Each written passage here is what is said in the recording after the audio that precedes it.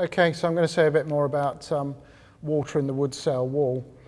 I've already talked about fibre saturation point and where that might be on the scale of moisture content, but I haven't said much about the states of water.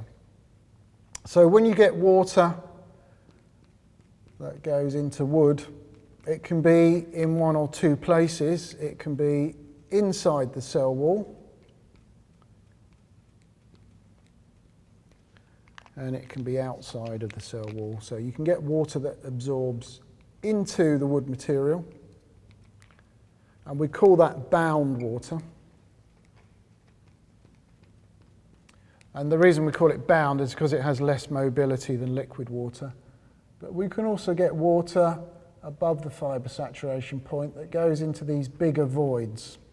And these would be the spaces in the lumen, the pits that we have in the cell wall, and various other macroscopic pores that you get in wood.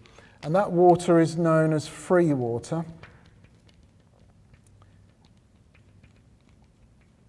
And that's to distinguish it, the state of it, between bound water in the cell wall and free water. And this is all to do with the mobility. These words are related to the mobility of the water. Although this is called free, it's not the same as liquid water. So liquid water is in yet another state. And it's all to do with mobility. So liquid water, the water molecules are completely unconstrained. They will move around. They're totally mobile. The free water in a cell wall is pretty mobile. It's quite like liquid water. It's slightly less mobile because it has got boundaries, so it's in fairly small spaces.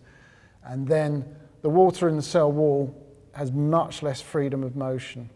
And you can actually measure these different types of water, the free and the bound, just by freezing wood down to maybe -10 degrees centigrade.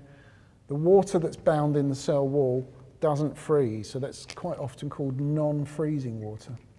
And it's used as a technique for actually measuring the fibre saturation point.